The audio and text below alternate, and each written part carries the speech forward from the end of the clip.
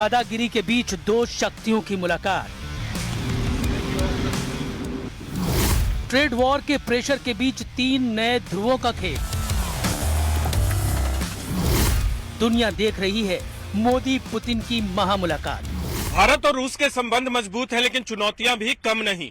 America का CAA TSA pressure, इसके अलावा भारत का डिफेंस डाइवर्सिफिकेशन और आत्मनिर्भरता की राह, तीनों में संतुलन बनाने की जरूरत है। भारत अब किसी एक देश पर निर्भर नहीं रहना चाहता और रूस भी नए रास्ते की तलाश में है। ऐसे में देखना होगा कि पुतिन की यात्रा से दोनों देश अपने आप को कितना एडजस्ट करते हैं। भारत और रूस के बीच ये बातचीत अब पुराने खरीदार विक्रेता मॉडल से आगे बढ़कर रणनीतिक सहयोग पर केंद्रित है। भारत रक्षा आयात को कई देशों में बांटना चाहता है, जबकि रूस पश्चिमी प्रतिबंधों की वजह से नए साझेदारों की तलाश में है। ऐसे में दोनों देश एक ऐसा ढांचा बनाने की कोशिश कर रहे हैं जहां तकनीक साझा हो, उत्पादन भारत में बढ़े और निर्भरता कम हो। यानी इस यात्रा की तासीर में रिश्तों के बैलेंस की कहानी छिपी है।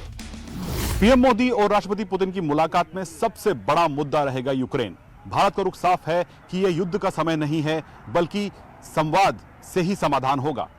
वहीं दोनों देशों के बीच ब्रिक्स और एससीओ में साझेदारी नए क्षेत्रीय संतुलन तय कर रही है।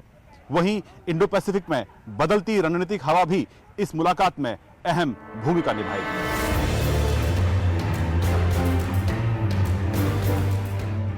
यूक्रेन युद्ध ने पश्चिम और रूस के बीच खाई को और गहरा किया है, लेकिन भारत अपनी स्वतंत्र विदेश नीति पर कायम है।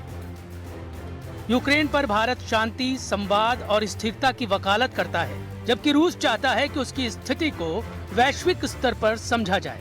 एससीओ और ब्रिक्स में दोनों देशों की भूमिका बढ़ रही है, जिससे एशिया में नया शक्ति संतुलन बन रहा है। इंडो पैसिफिक की बदलती राजनीति इस बातचीत को और अहम बनाती है। गगनयान ट्रेनिंग से लेकर नई तकनीक में सहयोग तक स्पेस सेक्टर भारत और रूस के संबंधों का एक मजबूत हिस्सा बन चुका है। इस विजिट में बातचीत सिर्फ मशीनों को लेकर नहीं होगी, बल्कि मानव संबंधों पर भी होगी। रूस में पढ़ रहे हजारों भारतीय छात्र और सांस्कृतिक एक्सचेंज दोनों देशों के रिश्तों का अब पुल बन चुका है। यही वजह है कि दोनों देशों के बीच पीपल टू पीपल कनेक्ट इस रिश्ते को एक नया भविष्य देता है। Yeah, it's one of the export products that Roscosmos provides.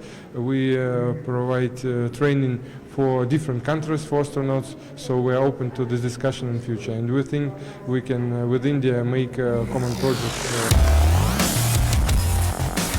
Bharat और रूस का स्पेस सहयोग दशकों पुराना है और गगनयान में रूसी ट्रेनिंग ने इसे और गहरा किया है। इस यात्रा में दोनों देश नई अंतरिक्ष तकनीक, सैटेलाइट सिस्टम और संयुक्त मिशनों पर आगे बढ़ सकते हैं। लेकिन रिश्तों की असल मजबूती वो मानवीय पुल है जो रूस में पढ़ने वाले भारतीय छात्रों और सांस्कृतिक संपर्क से बनता है। ये सामाजिक जुड़ाव दोनों देशों के रिश्ते को केवल सरकारी समझौतों से कहीं आगे ले जाता है।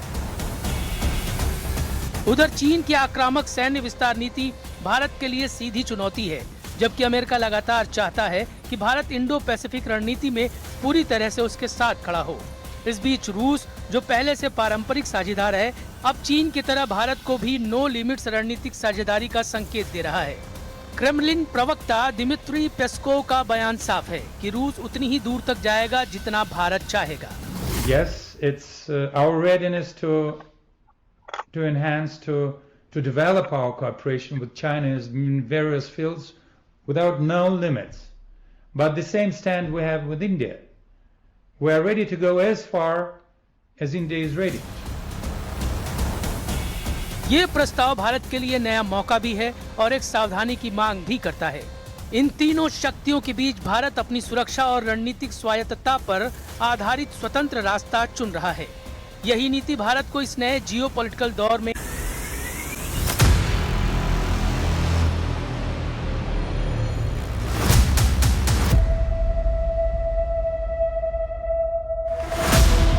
दुनिया का सबसे जटिल सुरक्षा घेरा,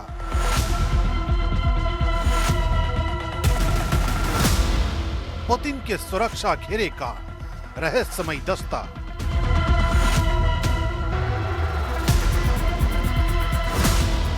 खामोशी में छिपी रूस की सुरक्षा शक्ति।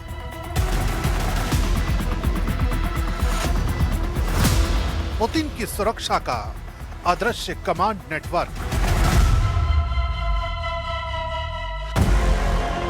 रूस में राष्ट्रपति की सुरक्षा सिर्फ एक प्रोटोकॉल नहीं, बल्कि राष्ट्रीय रणनीति का हिस्सा है। यही वजह है कि पुतिन की सुरक्षा दुनिया की सबसे जटिल और रहस्यमय सिस्टम में गिनी जाती है। इस तंत्र की रीढ़ है फेडरल प्रोटेक्टिव सर्विस यानी FPS।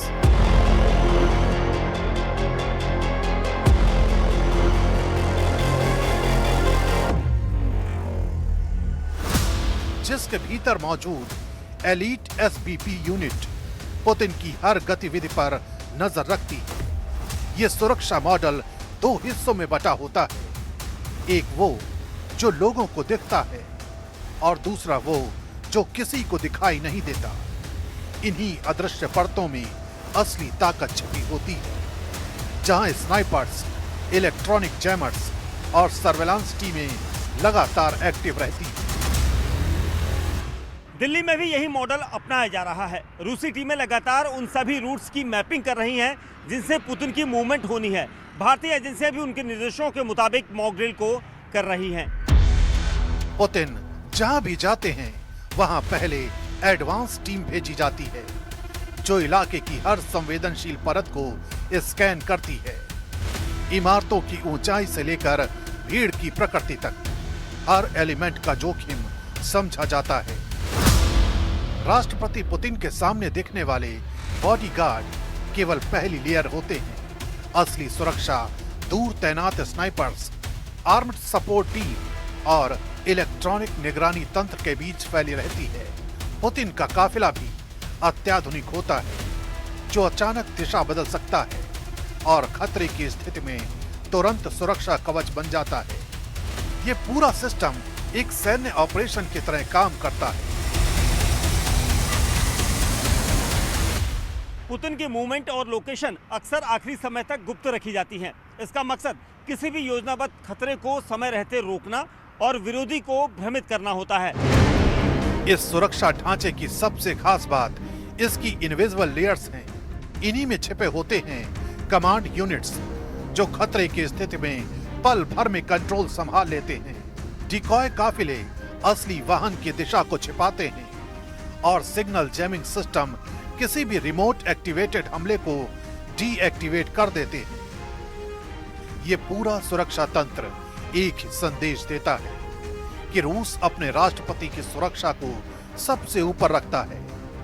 पुतिन की सुरक्षा सिर्फ औपचारिक व्यवस्था नहीं है, बल्कि वही ढाल है जिसे रूस अपनी ताकत और अपनी सोच का हिस्सा मानता है। यही वजह है कि उनकी सुरक्षा देश की शक्ति, उसकी तैयारी और उसकी रणनीति तीनों को एक साथ दिखाती है।